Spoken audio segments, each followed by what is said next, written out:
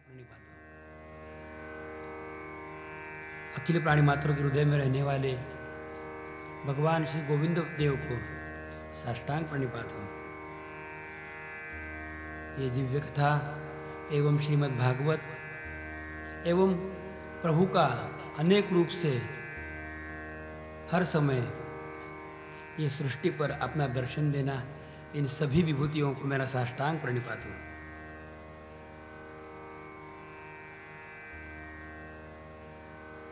आत्म तत्व से वंदना करते हुए श्रीमद् भागवत का ये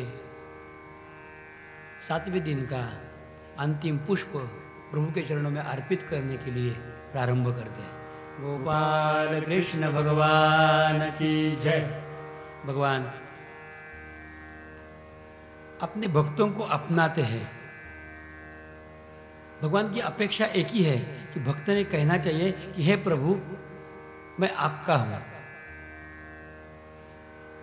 कोई विद्वान का कहना ऐसा है कि हम हमेशा बोले, हे प्रभु मैं आपका हूं, मैंने प्रभु को अपना मान लिया। लेकिन क्या प्रभु ने मुझे अपना मान लिया है? कुछ विद्वान कहते हैं कि मैं प्रभु को अपना मान लूं, लेकिन क्या प्रभु ने आपको अपना माना है? इसके जैसे हास्य की बात इस दुनिया में और कोई नहीं हो सकती। उन्होंने अपने को अपना मान लिया है, इसीलिए तो हम जी रहे हैं। पहले से उन्होंने हमारा स्वीकार कर लिया है। वास्तवता में प्रभु ने हमारा स्वीकार किया है, ये बात को हमने स्वीकार करनी चाहिए। हमने अपने मन से प्रभु की स्वीकार्यता स्वीकार करनी चाहिए और प्रभु को अपना मान लेना चाहिए। ये हकीकत में होना चाहिए। जब हकीकत में होता है तब अनुभव यही होता है कि ठाकुर जी आपके साथ में विद्यमान है।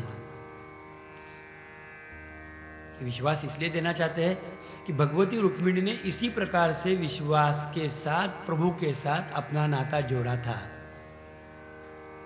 जो भगवती रुक्मिणी का जो पत्र है, उन्होंने जो भगवान के प्रति अपने हृदय की भाव आत्मनिवेदन से निवेदित किया है, इन सब में यही है कि आप मुझसे राक्षस विवाह कर लो। इसका मतलब सुखदेव स्वामी महाराज राजा परीक्षित को कहना चाहते हैं कि देखिए कि भगवान परमात्मा की अर्धांगिनी शक्ति एवं उनकी परम पूर्ण शक्ति ही भगवती रुक्मिणी जी है। तो मेरे अपने को उठाने में राक्षस विवाह कैसे हो सकता है? जो मेरा अपना है वही मैंने स्वीकार किया, मैंने किसी दूसरे का तो लिया नहीं। किसी का बलपूर्वक लेते तो उसको राक्षस विवाह बोला जाता है। विवाह के 4 प्रकार बताए गए। एक में लड़की को उठा के ले जाना, राक्षस विवाह बोला जाता है। एक में एक दूसरे के साथ प्यार से भगवान के सामने एक दूसरे के गले में माला पहनाना। तीसरा, मन ही मन एक दूसरे को अपना पति या पत्नी के रूप में मानना, इसको गांधर्व विवाह कहते हैं, जिसको आज के दुनिया में आज के डेट में कॉन्ट्रैक्ट मैरिज कहा जाता है। ये तीसरे प्रकार से। और चौथे प्रकार से कन्या का वर संशोधन, कन्या के लिए वर संशोधन पिता करता है और पिता पूर्णतः विधि से कन्या का दान दामाद जी के हाथ में कर देते हैं। ये चौथा विवाह। उसमें राक्षस विवाह का अनुभव यही है कि कन्या को उठाया लिया जाए। भगवती रुक्मिणी का कहना यह है प्रभु से कि मेरे पिता में इतनी शक्ति नहीं कि जो आपको समर्पित करे, क्योंकि उनकी शक्ति मोह से ग्रस्त है। मेरे बड़े भाई, उनके लिए बड़ा ही मोह का संदेश है, वो उनके खिलाफ नहीं जा सकते। मैं आपके साथ प्यार करती हूं, लेकिन मैंने आपको देखा नहीं, इसलिए हमारा प्यार विवाह इस तरह से नहीं हो सकता। मैं मन ही मन आपको पति मान लूँ और ठाकुर जी के सामने एक दूसरे के साथ हमने ब्याह लिया है, इस प्रकार से गलती तो मैं आपके साथ कभी नहीं करूँगी। और मेरे पिताजी आपको अर्पित कर सकते हैं वर संशोधन के जरिए। इस प्रकार से सुमंगल विवाह भी होना असंभव है। तो जीव ने प्रभु के पास जाने के लिए हर संभव प्रयास करना चाहिए। उस समय जीव ने ही भगवान से इस तरह से विनती करनी चाहिए कि ये प्रभु, वैसे देखा जाए तो अंतस्थ दृष्टि से मैं आपसे कोई अलग नहीं हूँ, तो आपने आपकी चीज़ उठा ली तो उसमें कौन सा राक्षस विवाह हो सकता है? तो आप मुझे अपनाएं, क्योंकि मैं मुझे अपने आप को आपके हाथ में देना चाहता हूँ। रुक्मिणी के विवाह का रहस्य यही है। भगवती रुक्मिणी जी का विवाह जो हुआ उसमें सबसे बड़ा रहस्य यही है कि रुक्मिणी जी मन से प्रभु को अपना मान रही है। तन किसी दूसरे को होने के लिए उनका मन की तैयारी नहीं है। तो मैं आपके पास नहीं आ सकती थी, हे ठाकुर, मैं मेरे पत्र के रूप में मेरा मन आपके सामने रख रही हूं। आप सब अंतर को काटने वाले हैं, तो मेरा अंतर तिमिर आप क्यों नहीं मिटा दे? मेरा अंतर तिमिर मिटा दो और उसके साथ साथ मुझे आप अपनाओ। एक गुरुदेव को, सदगुरु को भगवती रुक्मिणी ने की हुई प्रार्थना है। एक संत ने इसके बारे में लिखा है, मेरा अंतर तिमिर मिटाओ, सतगुरु जोत से जोत जगाओ। मेरा अंतर तिमिर मिटाओ, सतगुरु जोत से जोत जगाओ। प्रभु को, सदगुरु को, अपने इष्ट देव को यही तो प्रार्थना करते हैं, करनी चाहिए, करना ही चाहिए। हे प्रभु, मैं आपके लिए, आपको प्राप्त करने के लिए उताविल हूं। मुझे ये विश्वास है कि जो आपकी तरफ चलना शुरू करता है उसका स्वीकार करने के लिए आप कहीं से भी आके उसको स्वीकार करते हैं। इसके पहले आपने गजेंद्र का स्वीकार किया था, इसके पहले आपने गोपियों का स्वीकार किया था, इसके पहले आपने ध्रुव जी का स्वीकार किया था, इसके पहले आपने पृथु रूप में ब्रह्मांड का स्वीकार किया था। तो क्या मेरा स्वीकार नहीं करोगे? शक्ति रूपा होने के साथ साथ ही विनय रूपा भगवती रुक्मिणी है। बहुत लोगों के पास शक्ति रहती है लेकिन विनय का अभाव रहता है।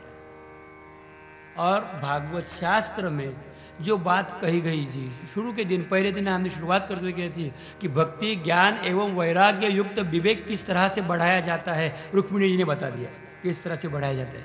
बड़ी विनती के साथ प्रभु को अपने आप को पेश करो और कृपा का दान उनसे मांगो। हे गोविंद, आप मुझ पर कृपा करें, आप मुझ पर कृपा करें। मैं तो एक इंसान हूं, एक तो मैंने मानवीय देह धारण कर रखा है, मेरे से बहुत सी गलतियां होती है। प्रभु को हमेशा प्रार्थना किया करो, क्षाम्यानाथ मनाथम प्रणमत गोविंदम परमानंदम। क्षाम्यानाथ मनाथम, जो आपको वंदना करके आपकी क्षमा चाहते हैं उसको क्षमा ही नहीं अपितु उस अनाथ के आप नाथ बन जाते हो। मेरे सभी अपराधों को आप क्षमा करिए, मैं आपके लिए वंदना करता हूं। आप कैसे हो? तो गोविंद हो, हृदय का परमानंद का स्वरूप भी आप हो। ये रुक्मिणी जी ने भगवान से की हुई प्रार्थना है। हृदय से भगवती रुक्मिणी प्रभु को अपनाती है तो सर्व प्रकार से प्रभु भी रुक्मिणी जी को अपनाते हैं। यही इस कथा का विशेष रहस्य है। गोविंद राधे गोविंद, गोविंद राधे गोविंद, गोविंद राधे गोविंद, गोविंद राधे गोविंद, राधे गोविंद गोविंद गोविंद, राधे गोविंद गोविंद गोविंद, राधे गोविंद गोविंद गोविंद, राधे गोविंद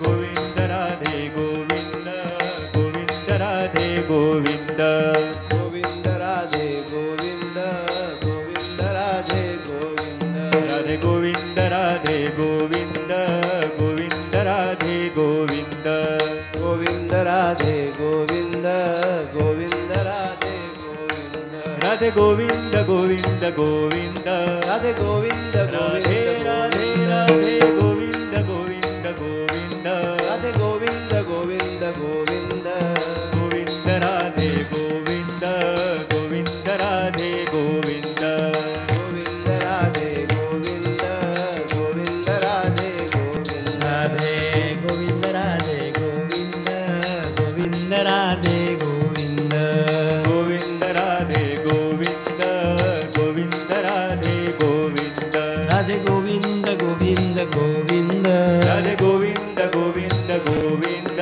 राधे गोविंद गोविंद गोविंद, राधे गोविंद गोविंद गोविंद, राधे राधे गोविंद, राधे गोविंद, राधे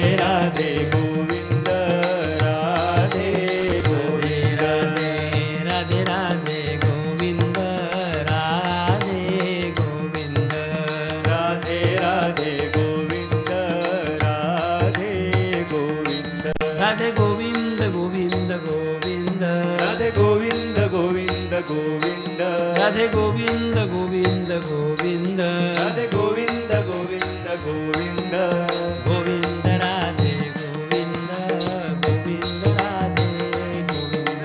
गोविंद राधे गोविंद गोविंद राधे गोविंद गोविंद राधे गोविंद गोविंद राधे गोविंद गोविंद राधे गोविंद गोविंद राधे गोविंद गोविंद भगवान की जय। रुक्मिणी जी के प्रभु के साथ विवाह हो चुका। द्वारिका में जब रुक्मिणी आ गई, द्वारिका नगरी सोने से बनाई गई थी। इस प्रकार से हकीकत से कहते हैं सब लोग, सोने की नगरी, स्वर्ण से बनाई हुई द्वारिका। सोने में चमक है, सोने में उसकी खुद की कुछ कीमत भी है। सोने का आकर्षण तो सबके पास, सबके हृदय में है। इस संसार में कोई कोई फूल ऐसे होते हैं कि दिखने में बहुत ही सुंदर होते हैं, लेकिन उन फूलों को खुद का सुगंध नहीं रहता, सौंदर्य रहता है। भागवत शास्त्र में वर्णित किया गया है कि द्वारिका एक सुंदर फूल है, सोने का बनाया हुआ फूल है।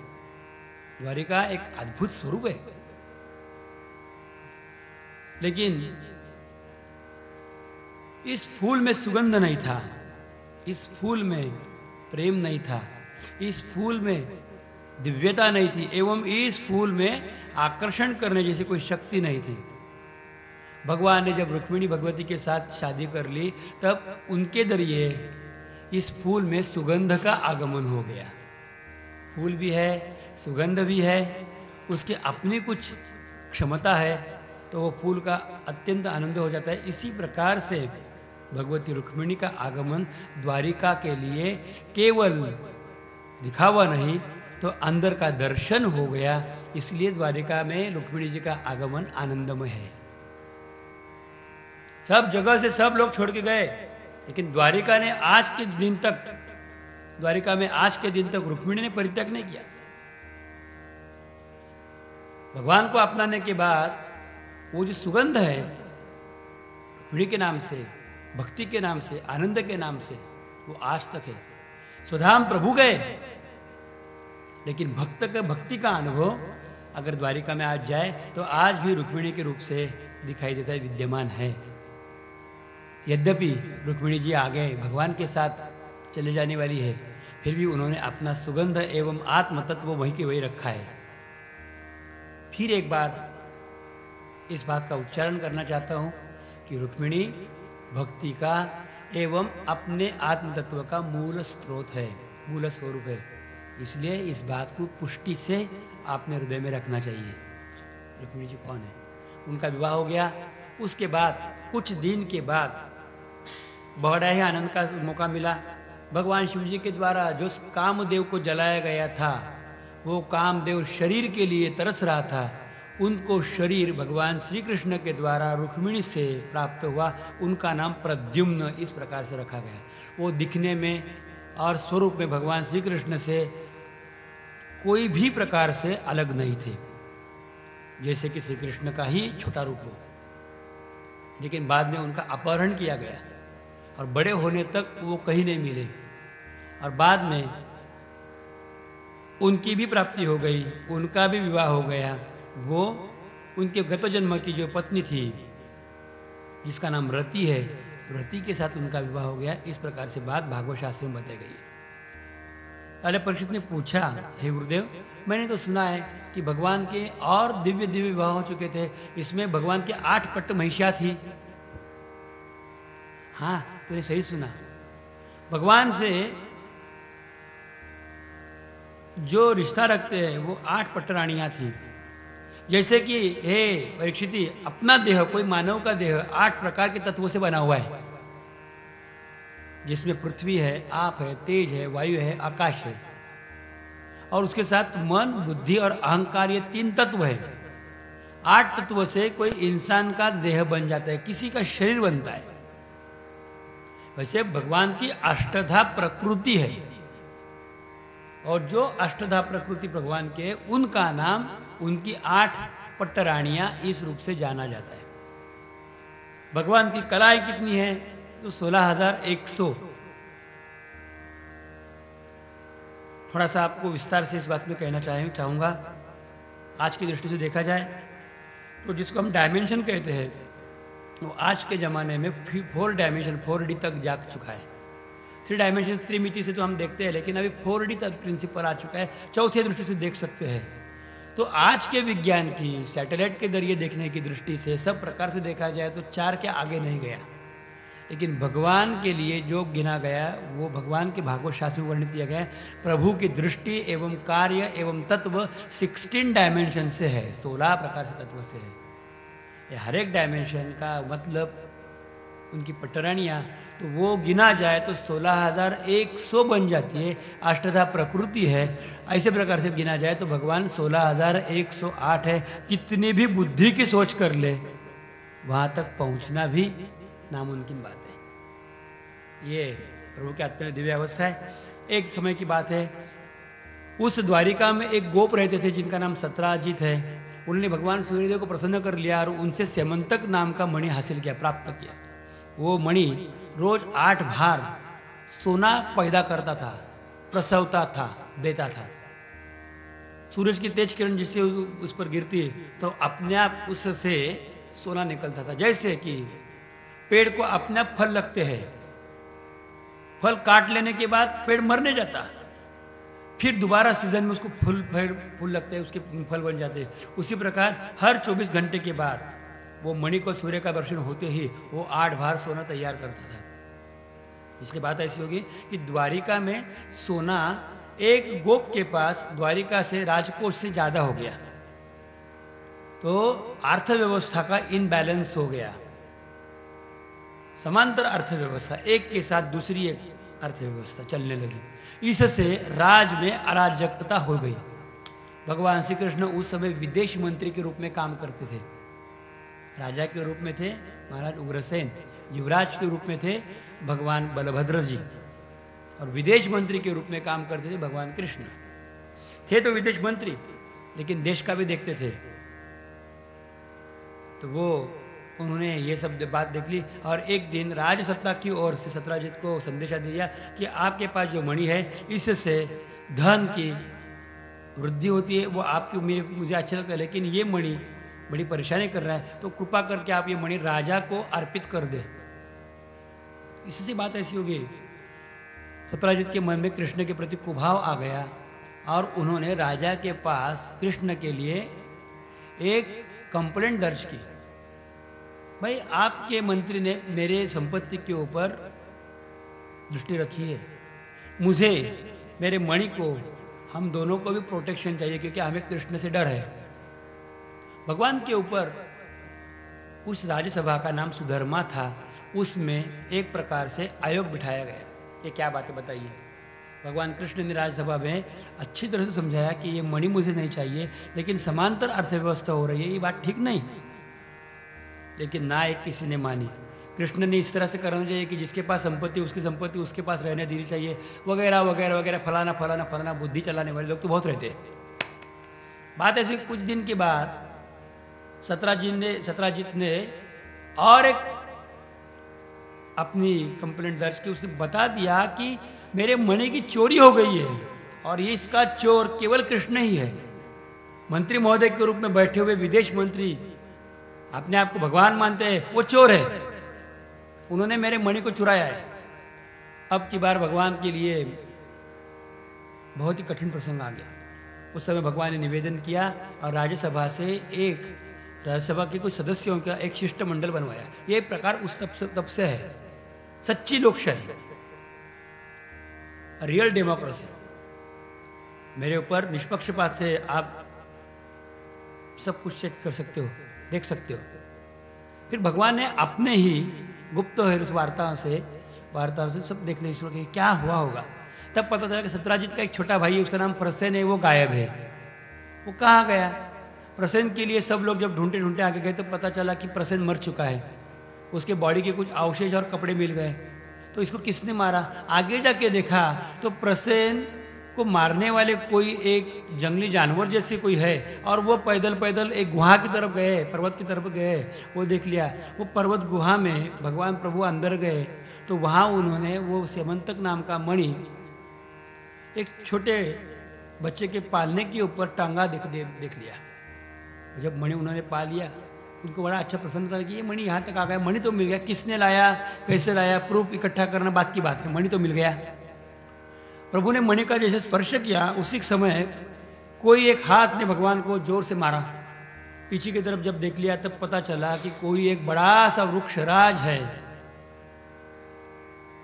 वो जाम्बवंत थे। उन्होंने भगवान के साथ बहुत जोर से युद्ध किया। उस युद्ध में कभी भगवान हारते दिखाई देते थे तो कभी जाम्बवंत हारते दिखाई देते थे। बहुत ही जोर से युद्ध हुआ। उसके बाद भगवान ने उसकी शक्ति का पूरा उपयोग हो जाने के बाद भगवान ने इस तरह से उसके साथ खेल खेल में उसको दबोच दिया कि अब वो डर गया, और उसने भगवान श्री जानकीनाथ की, श्री राम जी की याद की और पुकारने लगा, हे राम हे राम हे राम, आप आइए आप आइए आप आइए। तब गुहा में दिव्य प्रकाश का अनुभव हुआ, और उसी समय साक्षात्कार से उसने अनुभव से पाया कि जानकी एवं श्री राम उनके सामने खड़े हैं। जब देख लिया, उनको प्रणाम किया और बताया, राम जी पूछ रहे कि क्यों मुझे याद किया। जाम्बुवंत बोलते हैं कि हे प्रभु, कोई एक वीर आया था, मुझे मार रहा था। बोले कौन वीर है? इधर उधर देखने लगे, कोई वीर नहीं मिला। तो बोले वीर नहीं था, ये वासुदेव थे, मतलब मैं ही था, आपके रूप मेरा नाम वासुदेव कृष्ण है। तो बोले प्रभु आपने मुझे पहचाना नहीं था। मैंने बिल्कुल पहचाना था। तो फिर आपने मुझे मारा क्यों? मैंने आपको मारा गलती से। तो बोले जब राम रावण युद्ध हुआ था उस समय आप जाम्बुवंत युद्ध में थे, उस समय आपने बोला कि रावण इतना ताकतवर नहीं निकला कि जितना मैं मानता था। अब मेरे जैसे के साथ अगर भगवान का युद्ध होता है तो जरा दो हाथ अच्छे लगते। उस समय तुमने मेरी सहायता की थी, मैंने तुम्हारे साथ युद्ध नहीं किया था, लेकिन तुम्हारा अभिलाषा मैंने अभी पूरी कर दी। अब बोलो कैसे लगता है? जाम्बुवंत बोले बहुत ठीक लगा, बहुत मार खाया है अभी। क्या भगवान इस समय भी आपका एक पत्नी व्रत ये रखा है आपने? बोले ये तो व्रत मेरा हमेशा के लिए, एक पत्नी व्रत, एक वचनी व्रत, एक बाणी व्रत, एक ही बाण चलाना, एक ही पत्नी के साथ रहना और एक साथ में सत्य वचन कहना, मेरा तो व्रत आज भी है। तो वे गले गए काम से। बोले कैसे? मेरी इच्छा थी कि मैं मेरी पुत्री की ब्याह आपके साथ कर दूं। तो भगवान ने बताया मैं कहा ना बोल रहा हूं तुम्हारी पुत्री के साथ विवाह करने के लिए, मुझे पसंद है। बोले आप भी अभी बोले एक पत्नी व्रत। प्रभु ने बताया कि अलिप्तता के रूप से मैं संसार में हूं, मेरे नाम से अलग अलग लोग भी दिखाई देंगे, लेकिन मैं किसी में भी रहता नहीं, इसलिए मुझे किसी प्रकार से स्पर्श होता नहीं। भगवान का जाम्बवती से विवाह हुआ। जाम्बवती थी तो एक वृक्ष की योनि से, असवल की योनि से थी, लेकिन भगवान के दिव्य दृष्टि से वो भी उत्तम बन गई। जब उनके साथ प्रभु द्वारिका में आ गए तब रुक्मिणी जी को कहते हैं कि आपको घर का काम बहुत हो रहा था ना, तो आपको मदद करने के लिए मैंने एक लेके आया हूँ। भगवती रुक्मिणी कहती है एक क्या और 10 लेके आओ ना। बोले ठीक है आप पीछे तो लेके आएंगे। सत्यराजीत को मणि वापस कर दिया, लेकिन सत्यराजीत को बड़ा डर लगा कि अब कृष्ण मुझे छोड़ेंगे नहीं, क्योंकि मैंने झूठ बोला। ये सबको पता चला कि प्रसन्न चोरा था, मुझे भी मालूम था कि मैंने झूठ बोला। डर के मारे सत्यराजीत ने वो मणि तथा उनकी कन्या जिनका नाम सत्यभामा है वो भगवान को अर्पित कर दी। भगवान का यही एक विवाह द्वारिका में हुआ है। भगवान ने बताया आपकी कन्या का स्वीकार करता हूं, आपका दामाद बनने के लिए मैं तैयार हूं, लेकिन मणि का स्वीकार नहीं करूंगा। तो ऐसे मत करो कि मणि आपके पास रखो। तो फिर आखिरी में वो मणि दिया गया सत्यभामा के पास। आगे जाके एक कथा आती है, भागवत में नहीं आती, लेकिन महाभारत के क्षीर पर्व में हरिवंश में आती है कि ये मणि के जरिए इतनी संपत्ति सत्यभामा के पास बढ़ गई कि एक बार उन्हें कृष्ण का दान किया और सुवर्ण की तुला कर दी गई थी। उस समय रुक्मिणी ने अपने पास से अपनी ओर से एक तुलसी पत्र रखते हुए भगवान को प्राप्त कर लिया था। सत्यभामा भगवान की सब पत्नियों में उनके मन को भाने वाली पत्नी है। सत्यभामा के साथ भगवान के अलग से ही रिश्ते हैं। अनेक पत्नियां भगवान की है, लेकिन सबसे प्रिय पत्नी भगवान की अगर कोई हो तो सत्यभामा है। रुक्मिणी भगवान की आत्म तत्व। रुक्मिणी का मतलब भगवान और रुक्मिणी एक शरीर के दो बाजू। लेकिन पत्नी के रूप में सत्यभामा है। उनके ऊपर बड़ा ही प्यार है और उनके लिए भगवान बड़े ही सोच में रखते हैं, उनको हमेशा सुखी रखा। सत्यभामा ये भगवान की पत्नी है एवं वो अच्छी तरह से राजकारिणी भी है। आगे जाते अनेक युद्ध में तथा अनेक प्रकार के प्रसंग में सत्यभामा ने इनको एक सेनानी की तरह सहायता की है। बहुत ही अच्छी साथ उनको मिली है। सत्यभामा का दूसरा नाम भूदेवी इस प्रकार से है। भूदेवी ये पृथ्वी, पृथ्वी ने ही सत्यभामा का रूप लिया था और भगवान के साथ उस अवस्था में शादी की थी। कहते हैं लाक्षागृह में पांडव जलकर नहीं मरे, ये बात भगवान को पता चली, तब भगवान गए थे पांडवों को मिलने के लिए हस्तिनापुर। उस समय सत्राजित का वध हो गया और उसके बाद सत्यभामा ने भगवान को ये वार्ता से अवगत करा दिया। भगवान ने उस खूनी को ढूंढ निकाला। वो शतधनवा नामक कोई खूनी था और उसको सहायता करने वाला भगवान के भक्त ही दुर्दैव से अक्रूर जी निकले। तो भगवान ने उनका परित्याग कर दिया। फिर 12 साल तक द्वारिका में वर्षा नहीं हुई। फिर वह अक्रूर का आध्यात्मिक स्वरूप देखते हुए उसको द्वारिका में बुलाया गया, लेकिन आखिरी तक भगवान के साथ उसका कोई रिश्ता नहीं रहा। अल्प सुख के लिए, धन के लिए अगर जब कोई इंसान प्रभु से ही प्रताड़ना करता है तो वो कोसों मैल भगवान से दूर जाता है। एक दिन इंद्रप्रस्थ का निर्माण होने के बाद भगवान जब इंद्रप्रस्थ में गए थे तब वहाँ उन्होंने यमुना जी के किनारे एक लड़की भगवान की लिए ध्यान करते हुए, सेवा करते हुए पाई। उनका नाम कालिंदी था, वही यमुना जी है। उनके साथ प्रभु का विवाह हो गया। अवंती देश का राजा विंद और अनुविंद उनकी बहन थी मित्रन विंदा। इनका विवाह भी भगवान ने रुक्मिणी की तरह राक्षस रूप से किया। कौशलजीत की कन्या सत्या नाम से थी, कौशलराज नगमेरी की कन्या सत्या नाम से थी। उनसे प्रण में उनको जीतते हुए भगवान ने उनके साथ शादी की तथा श्रुतकीर्ति की पुत्री भद्रा और मद्रादि की पुत्री लक्ष्मणा, इनके साथ भगवान ने ब्याह किया। इन ब्याहों के लिए एक छोटी सी बात कहते हैं और आगे जाते हैं। श्रुतकीर्ति एवं मद्राधिपति की पत्नी, उनका नाम था राजाधि देवी। और श्रुतकीर्ति और राजाधि देवी वैसे देखा जाए तो एक दूसरे की सगी बहन है और वे दोनों भी बहनें कुंती माता की भी है। इतना ही नहीं तो वो वसुदेव की बहन ही हो गई।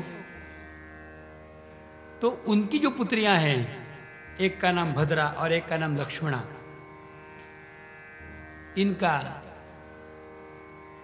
इनके साथ भगवान ने ब्याह किया है।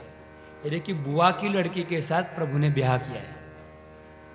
एक अलग सी बात संसार की, हमारे यहाँ बुआ के घर लड़की दी जाती है, लेकिन ये दो विवाह ऐसे है कि जो विवाह बुआ के लड़की के साथ भगवान ने किए हैं, ये सिर्फ दिखावा है।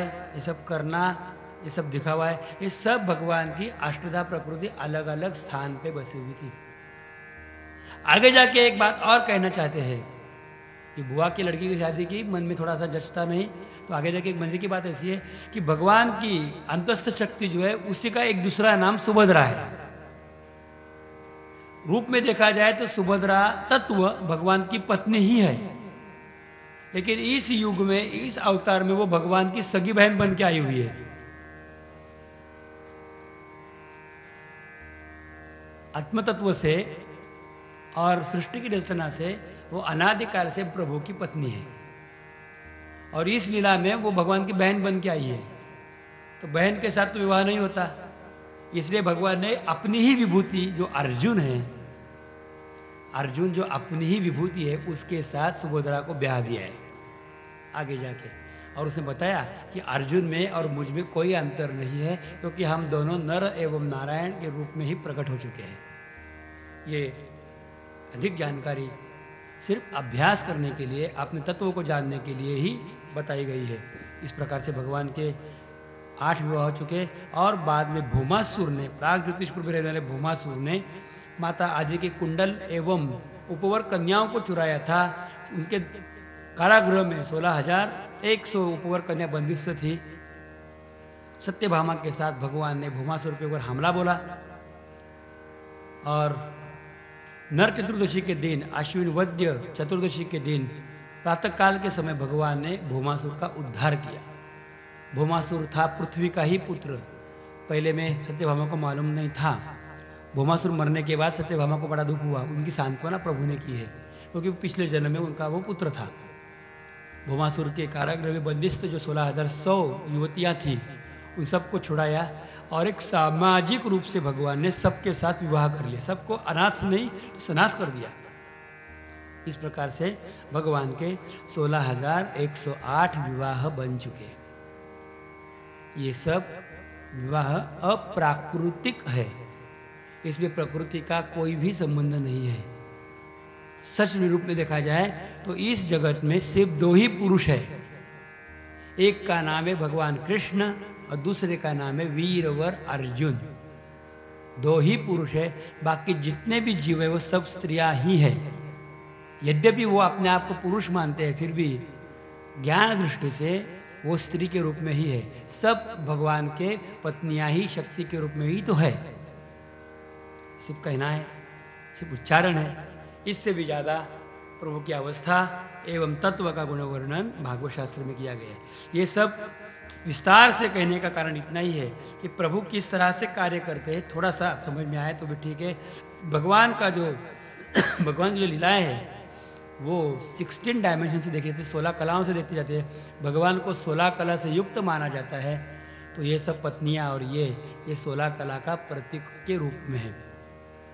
ये प्रभु कभी राम बने, कभी कृष्ण बने, कभी मत्स्य कत्स्य वराह नारसिंह बने, कभी वामन परशुराम और बुद्ध कलंकी बने। वही प्रभु अमानी नाम से हर जीव के साथ रहते हैं और हर के लिए सहायता करते हैं। भगवान को हम वंदना करते हैं। भगवान की विवाह की कथा श्रद्धापूर्वक जो सुनते हैं उनके अंतर के मल का नाश होता है। इस प्रकार से इस कथा के उपरांत महामुनि ने आशीर्वाद के रूप में कहा है। प्रभु की वंदना करते हैं, उनका थोड़ा भजन करते हैं और आगे कथा देखते हैं। गोपाल कृष्ण भगवान की जय। राजा राम राम राम, सीता राम राम राम।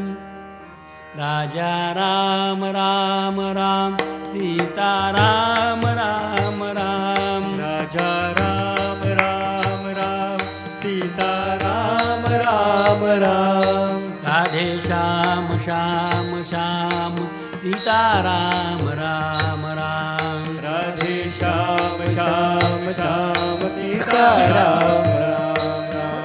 राजा राम राम राम, सीता राम राम राम। राजा राम राम राम, सीता राम राम राम। राजा राम राम राम, सीता राम राम राम। राजा राम राम राम, सीता राम राम राम। राधे श्याम श्याम श्याम, सीता राम राम राम। राधे श्याम श्याम, सीता राम राम राम। राधे श्याम श्याम श्याम, सीता राम राम राम। श्याम श्याम श्याम, सीता राम राम राम। राजा राम राम राम, सीता राम राम राम। राजा राम राम राम, सीता राम राम राम। राजा राम राम राम, सीता राम राम राम। राजा राम राम राम, सीता राम राम राम। राधे श्याम श्याम श्याम, सीता राम राम राम। राधे श्याम श्याम श्याम,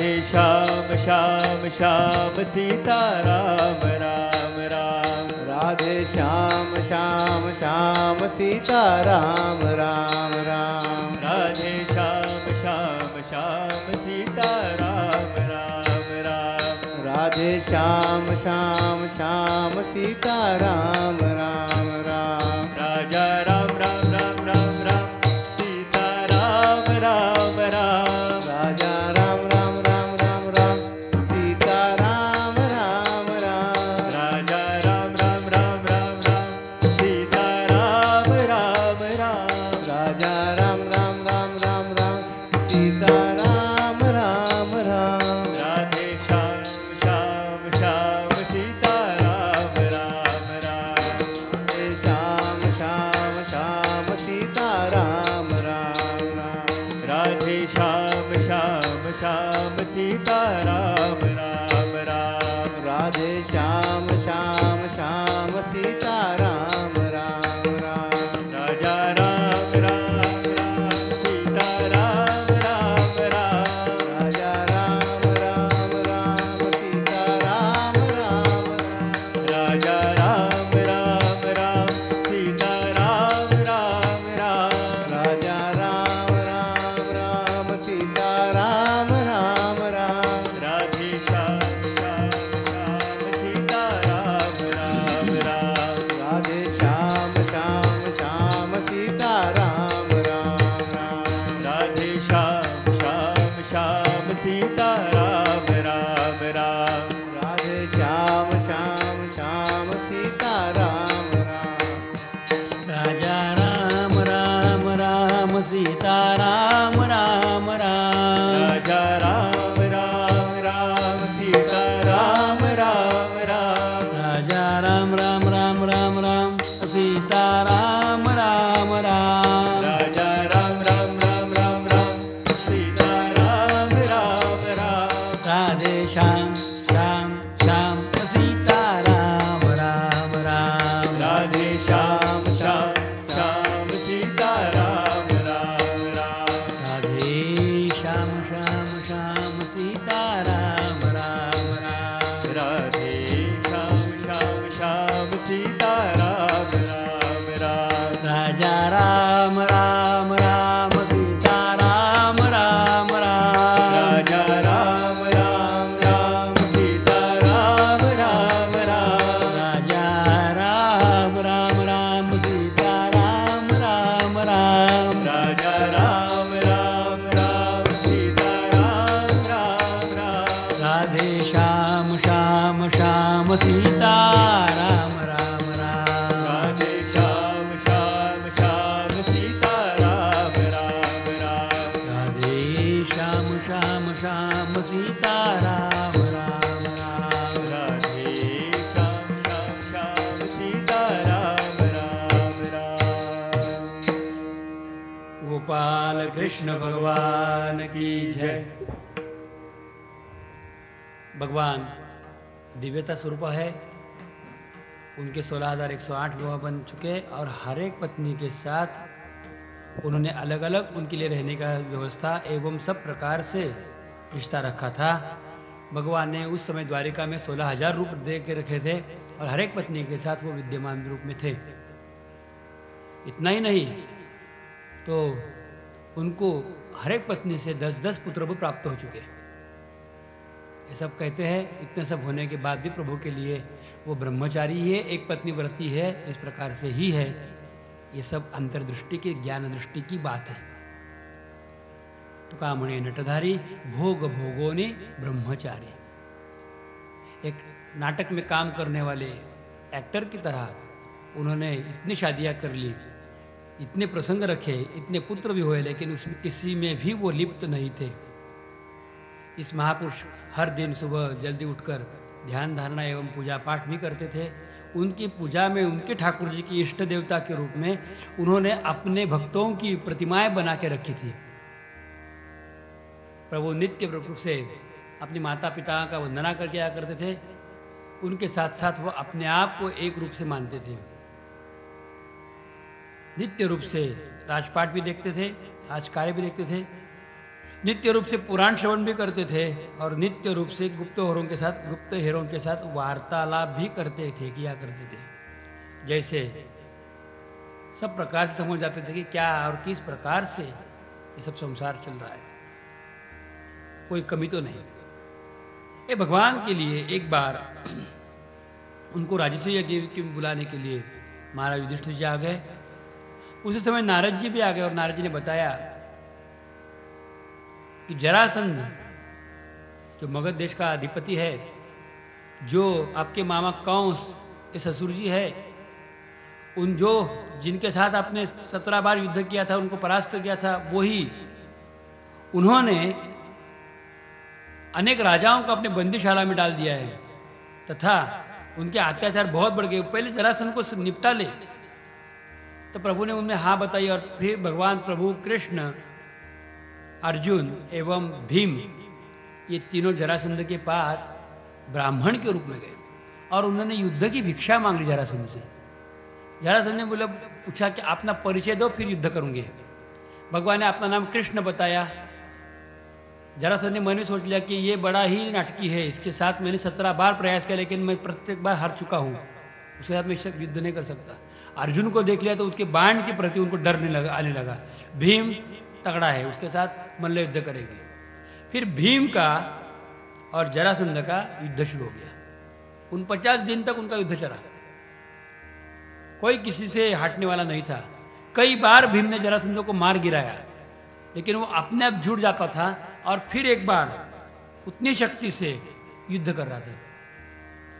तो भीम ने बहुत अपने आप को थका हुआ पाया और कृष्ण की तरफ देखा तो भगवान श्री कृष्ण ने नीचे ही पड़ी हुई एक गवत एवं कांडी उठाई, अपने हाथ में पकड़ लिए, उसके 2 छिलके बनाए, 2 हाथ में 2 पकड़ लिए और एक इस तरफ और एक उस परस्पर विरुद्ध डाल दिए। उसी समय इस संकेत भीम को मिल गया। भीम ने जरासंध को सीधे रूप में उसके 2 टुकड़े कर दिए और एक टुकड़ा इधर, एक टुकड़ा इधर डाल दिया। जरासंध मर गया। जरासंध को वरदान था इसलिए वो अपने आप चिपक जाता था। वो जरा नामक एक राक्षस ने सांधा हुआ था। जरासंध मर जाने के बाद जरासंध के पुत्र को, उसका भी नाम सहदेव है, सहदेव को भगवान ने जरासंध का मगध देश का राज भी दिया। राज के लिए युद्ध नहीं, आदमी के लिए युद्ध। किसी से कुछ लेना नहीं है, एक पाए को भी हाथ नहीं लगाया। उसके बंदीशाला में जितने राजे थे सबको छुड़ाया। सब ने मिलकर भगवान की बड़ी स्तुति की, वंदना की। श्रीमद् भागवत में राजाओं से प्रभु की स्तुति एक सुंदर विषय है। उसमें वो राजा जी जो बोलते हैं वो श्लोक, अगर कोई किसी प्रकार से बंधन में आया हुआ हो या किसी प्रकार से व्यसन से पीड़ित हो तो उनकी मुक्ति के लिए ये श्लोक गाया जाता है। ये श्रीमद् भागवत का विशेष रूप का श्लोक है। हम सब लोग मिलकर गाएंगे और फिर आगे कथा भाग देखेंगे। मैं बताता हूँ, मेरे साथ आप सब लोग बड़े प्यार से बोलिए। कृष्णाय वासुदेवाय, कृष्णाय वासुदेवाय, हरये परमात्मने, हरये परमात्मने, प्रणतः क्लेश नाशाय, प्रणतः क्लेशनाशाय, गोविन्दाय नमो नमः, गोविन्दाय नमो नमः, कृष्णाय वासुदेवाय, कृष्णाय वासुदेवाय, हरये परमात्मने, हरये परमात्मने, प्रणतः क्लेश नाशाय, प्रणतः क्लेशनाशाय, गोविन्दाय नमो नमः, गोविन्दाय नमो नमः। बंधन से मुक्त करा देने वाला एवं आत्मानुभव देने वाला, व्यसन से छुटकारा कर देने वाला ये दिव्य श्लोक का उच्चारण राजाओं से हुआ। बंधन मुक्त हो गए, प्रभु ने सबको छुड़ाया। उन राजाओं ने राजस्व यज्ञ के लिए बहुत सा प्रचुर धन दे दिया। उसके बाद राजस्व यज्ञ अच्छी तरह से संपन्न हुआ और उसी यज्ञ में अग्र पूजा का मान किसे दिया जाए, इसे जब बहस हुई तब शिशुपाल और वक्रदंत का उधर उद्धार हुआ। ये कथा 7वें स्कंद के आरंभ में प्रहलाद के चरित्र में हमने सुनी है। मयासुर नामक एक दानव था, उनसे प्रभु ने एक सुंदर भवन बनवाया था और वो भवन पांडवों का राजप्रासाद के रूप में था। उस भवन में कई कई जगह जगह इस तरह से कुछ बनाया था, लगता है जमीन है, पैर डाले तो पानी है, लगता है पानी है इसलिए थोड़ा सा संभल के जाए तो वो जमीन निकलती, लगता है दीवार है तो दीवार नहीं अपितु वहां जाने के लिए रास्ता है, और जहां रास्ता मालूम पड़ रहा है उस जगह एक खिड़की है। अलग अलग प्रकार से वो मयासुर ने ऐसे कोई बनाया था, वो इस प्रकार से बनाई गई थी रचना, किसी के समझ में नहीं आ रही थी। दिया चाहिए इसलिए दिया जलाए तो दिया बुझ जाता था, और सिर्फ ताली बजाए तो अपने आप दिए जलते थे। इस सब में बड़ा ही विज्ञान का उपयोग किया था। किस तरह से किया जाता है आज के शास्त्रों को मालूम नहीं है, लेकिन मय दानव मतलब उस समय भवन निर्माण में इस प्रकार की विद्याएं थी, अलग अलग सी विद्या थी। मुझे एक कथा के निमित्त में बहुत जगह जाने का मौका मिलता है, तब मैं एक पुराने गांव में नंदुरबार में गया था। एक भवन में मैं रहता था उस समय। तो वो जो भवन के जो मालिक थे वो पुष्टि मार्ग के बड़े ही प्रेमी थे, हर दिन भर भगवान की सेवा, ठाकुर जी की सेवा करते रहते थे। तो उन्होंने उनके घर में वो थे तो साहूकार, प्रोटेक्शन बहुत था उनके, पुराने जमाने का घर था और बड़ी बड़ी तिजोरियाँ, सब कुछ उनके अनुरूप ही था।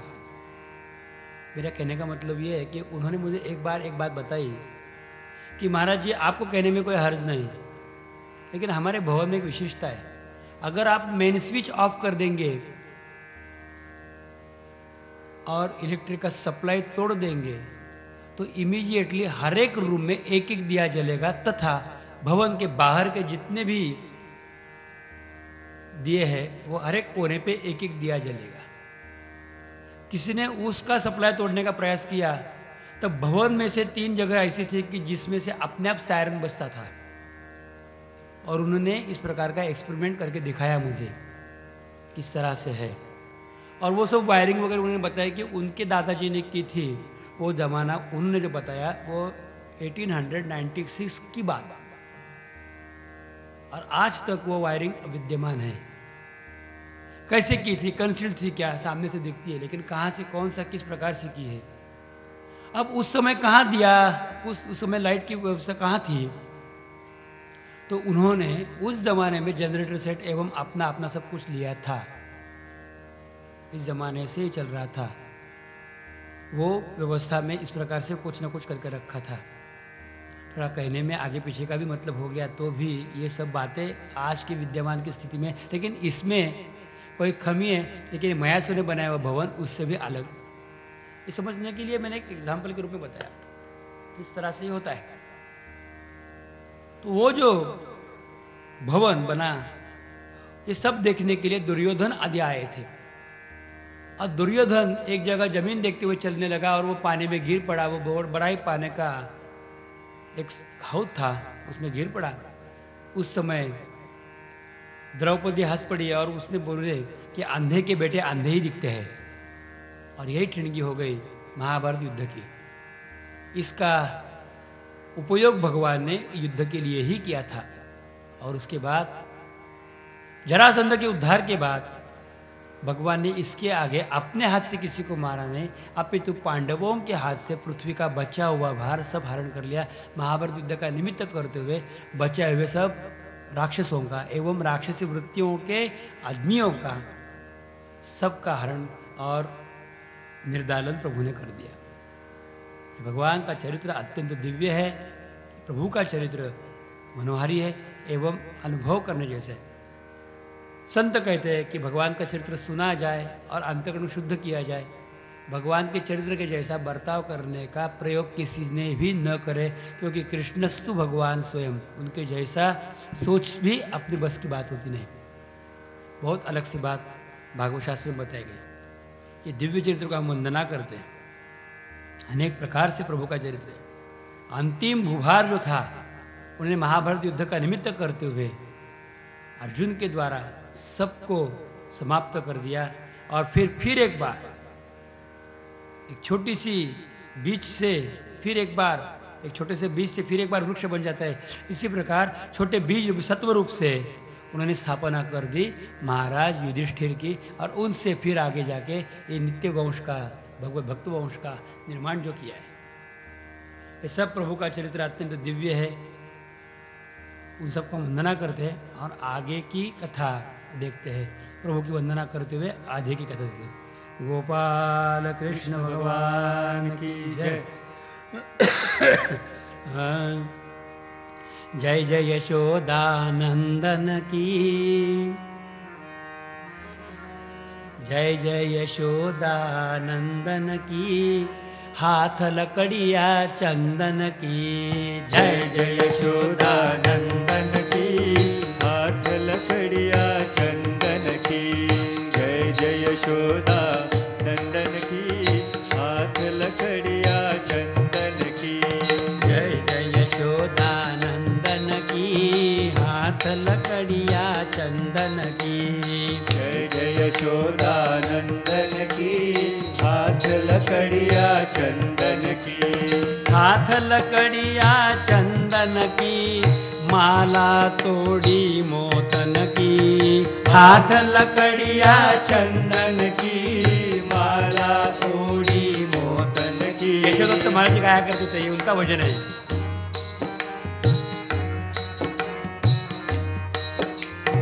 हाथ लकड़िया चंदन की, माला तोड़ी मोतन की।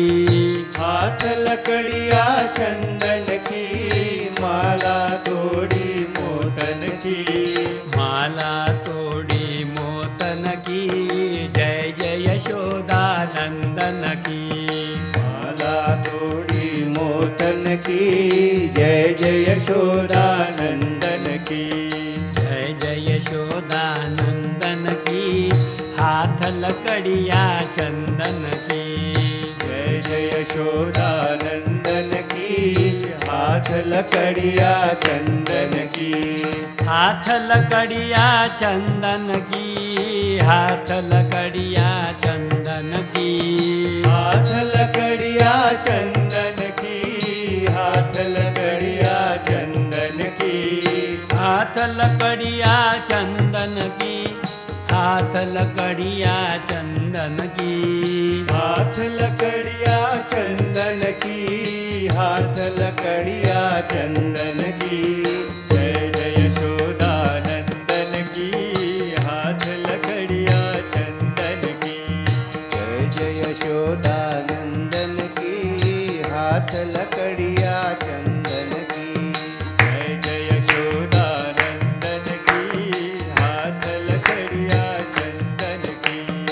जय जय यशोदानंदन की, हाथ लकड़िया चंदन की।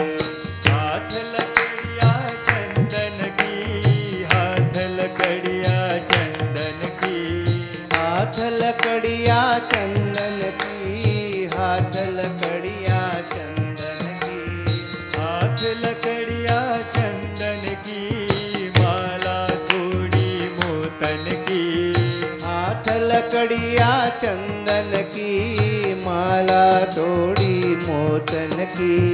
जय जय यशोदानंदन की, हाथ लकड़िया चंदन की।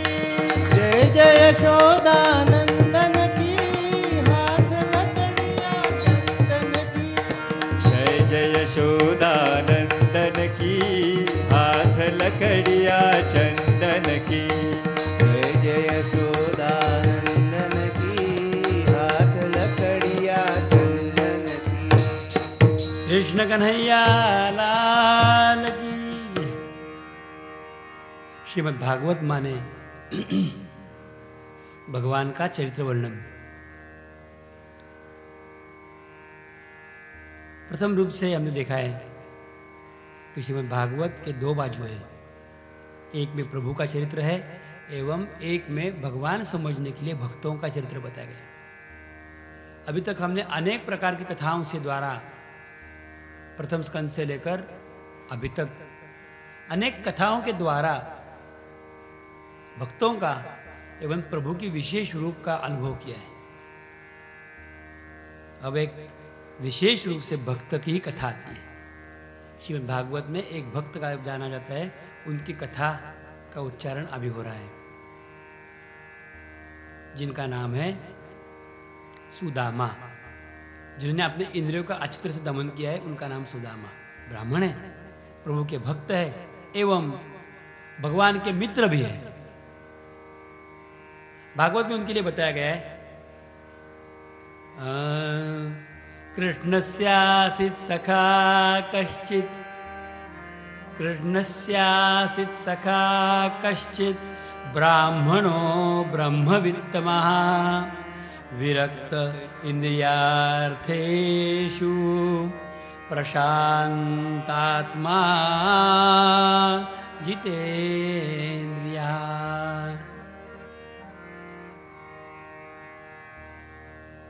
कृष्णस्यासित सखा कश्चित ब्राह्मणो ब्रह्मवित्तमः